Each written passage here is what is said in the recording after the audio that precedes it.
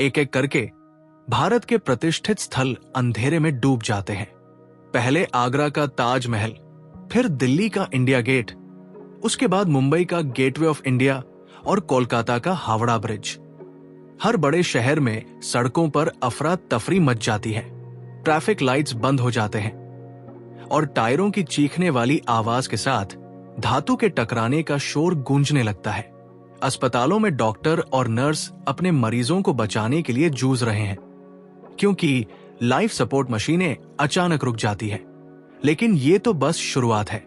Internet और mobile signal ठप हो जाते हैं, क्रेडिट कार्ड और एटीएम बेकार हो जाते हैं। गलत खबरें जंगल की आग की तरह फैलने लगती है। डरे हुए लोग खाने पीने की चीजें और जरूरी सामान जमा करने लगते हैं। दिल्ली की तंग गलियों से लेकर चेन्नई के बाजारों तक दंगे और लूटपाट शुरू हो जाती है, क्योंकि घबराहट अपने चरम पर पहुंच जाती है। आखिर ऐसी तबाही का कारण क्या हो सकता है? जवाब है हमारा सूरज। वही सूरज जो हमें जीवन देता है जब वो एक शक्तिशाली सौर तूफान छोड़ता है। नमस्ते, मैं हूं आपका होस्ट और आप देख रहे हैं हमारा ये खास डॉक्यूमेंट्री, जिसमें हम अंतरिक्ष के रहस्यों को खोलेंगे। आज हम बात करेंगे सौर तूफानों की, उनकी ताकत, उनके इतिहास और ये कि अगर ऐसा तूफान आज आया तो भारत जैसे देश पर क्या असर होगा। अगर आपको अंतरिक्ष की दुनिया पसंद है तो हमारे चैनल को सब्सक्राइब करना न भूलें। और चलिए शुरू करते हैं इस रोमांचक सफर को। सुबह होते ही पक्षी अपनी चहचहाट शुरू करते हैं। पर्वतों के सोने के खनिक नींद से जागते हैं, अपनी सुबह की तैयारी में लग जाते हैं। लेकिन प्रकृति ने उन्हें धोखा दिया है। सूरज अभी क्षितिज के नीचे सो रहा है।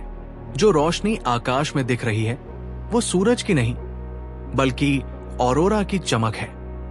एक ऐसी चमक जो वायुमंडल में बह रही अपार ऊर्जा से पैदा हुई है। ऑक्सीजन और नाइट्रोजन के अणु इतने उत्तेजित हो गए हैं कि वे खुद ही चमकने लगे हैं। ये नजारा था सितंबर 1859 के पहले हफ्ते का।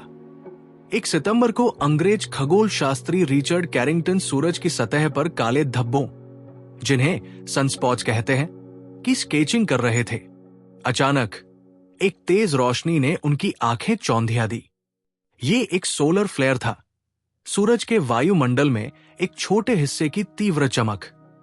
लेकिन इसके साथ ही कुछ और भी हुआ जो कैरिंगटन नहीं देख सके।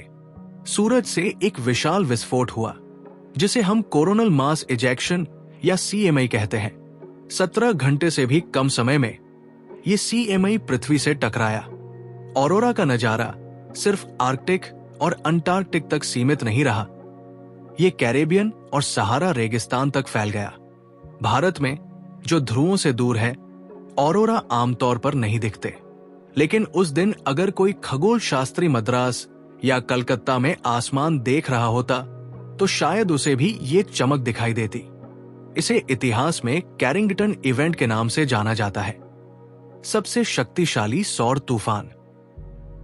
एक CME में करीब 1 अरब टन सौर सामग्री होती है।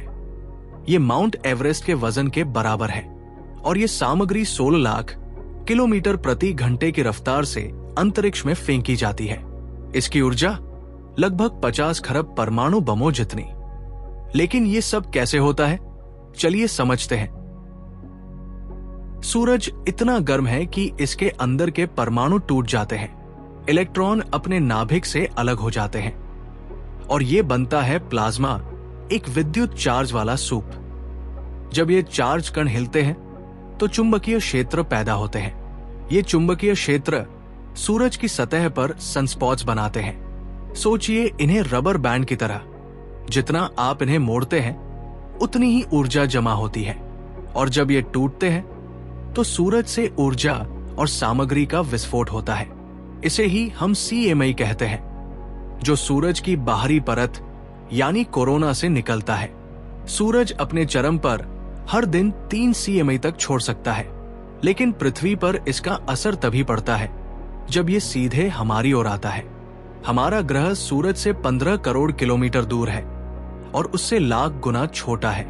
ये ऐसा है जैसे 150 किलोमीटर दूर से डार्टबोर्ड पर निशाना लगाना। फिर भी अगर CMI हमसे टकराता है तो उसका असर उसके चुंबकीय क्षेत्र की दिशा पर निर्भर करता है। पृथ्वी का अपना चुंबकीय क्षेत्र है जो इसके गर्म कोर में पिघली धातुओं की हलचल से बनता है। ये क्षेत्र दक्षिण से उत्तर की ओर जाता है और हमें एक सुरक्षा कवच देता है। अगर CMI का चुंबकीय क्षेत्र भी दक्षिण से उत्तर की ओर हो तो ज्यादा खतरा नहीं, लेकिन अगर ये उल्टा हो, उत्तर से दक्षिण, तो हमारी सुरक्षा टूटने लगती है। सूरज के चार्ज कण हमारे चुंबकीय क्षेत्र में घुस आते हैं और ऑरोरा बनाते हैं, लेकिन बड़े तूफानों में ये सिर्फ खूबसूरती नहीं लाते, ये तबाही का कारण बन सकते हैं। 1859 में कैरिंगटन इवेंट ने ज्यादा नुकसान नहीं किया क्योंकि तब बिजली का इस्तेमाल नहीं था। बल्ब और टेलीफोन का आविष्कार भी 20 साल बाद हुआ, लेकिन आज की दुनिया बिजली पर चलती है। मुंबई, दिल्ली, बेंगलुरु जैसे शहरों में तार और केबल नसों की तरह फैले हैं। रात में इन शहरों की रोशनी अंतरिक्ष से दिखाई देती है, लेकिन हमारा पावर ग्रिड सीमित धारा ही झेल सकता है। जब सूरज के चार्ज कण पृथ्वी से टकराते हैं तो वे बिजली लाइनों में अतिरिक्त करंट पैदा करते हैं, ट्रांसफार्मर जल जाते हैं और बिजली गुल हो जाती है। 1989 में कनाडा के क्यूबेक में ऐसा हुआ। एक छोटा सौर तूफान आया और 9 घंटे तक बिजली चली गई। इसे ठीक करने में 1.3 करोड़ डॉलर लगे। अब सोचिए, अगर आज वैसा तूफान आया तो क्या होगा? एक अनुमान के मुताबिक अमेरिका को हर दिन 40 अरब डॉलर का नुकसान होगा। भारत में भी हालात अलग नहीं होंगे। 2012 में भारत का ब्लैकआउट, जो सौर तूफान से नहीं था, लेकिन उसने दिखाया कि हमारा ग्रिड कितना कमजोर है। मुंबई का लोकल ट्रेन सिस्टम, दिल्ली की मेट्रो और बेंगलुरु के IT ऑफिस सब ठप हो सकते हैं। महीनों तक बिजली बहाल करने में लग सकते हैं और इस दौरान सामाजिक अशांति बढ़ सकती है।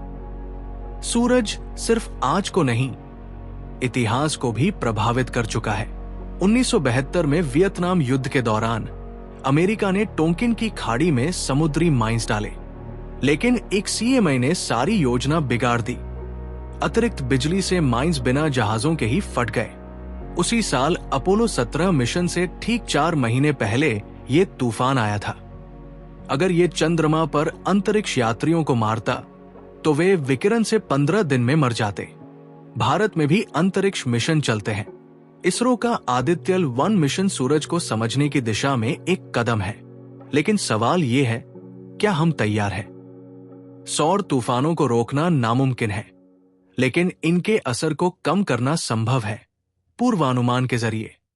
जैसे मौसम विभाग तूफानों की भविष्यवाणी करता है, वैसे ही खगोल शास्त्री अंतरिक्ष मौसम पर नजर रखते हैं। सूरज की गतिविधियां हर 11 साल में चरम पर होती है। इसे सौर चक्र कहते हैं। इस दौरान वो हर दिन 3 CMI तक छोड़ता है। कैरिंगटन इवेंट में CMI 17 घंटे में पृथ्वी तक पहुंचा। आज ऐसा हुआ तो हमारे पास तैयारी का वक्त नहीं होगा। इसलिए वैज्ञानिक एक अंतरिक्ष यान कैरिंगटन भेजने की योजना बना रहे हैं, जो सूरज के उस हिस्से को देखेगा जो हमारी ओर आने वाला है। इससे हमें 5 दिन पहले चेतावनी मिल सकती है। भारत का इसरो भी इस दिशा में काम कर रहा है।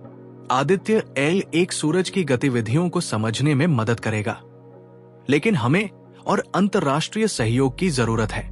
तैयारी ही हमारी ताकत है। सूरज हमारा जीवनदाता है, लेकिन उसकी ताकत हमें चुनौती भी देती है। ये जैकिल और हाइड की तरह है, कभी दोस्त कभी खतरा। हमें इसे समझना होगा, इसकी निगरानी करनी होगी और इसके लिए तैयार रहना होगा। अगर आपको यह डॉक्यूमेंट्री पसंद आई तो लाइक करें, सब्सक्राइब करें और अपने दोस्तों के साथ शेयर करें। अगर आप हमारे चैनल को सपोर्ट करना चाहते हैं तो हमें एक कॉफी डोनेट करें। आपकी छोटी मदद हमें बेहतर कंटेंट लाने में सहायता करेगी। अगली बार फिर मिलते हैं एक नए अंतरिक्षीय रहस्य के साथ। नमस्ते।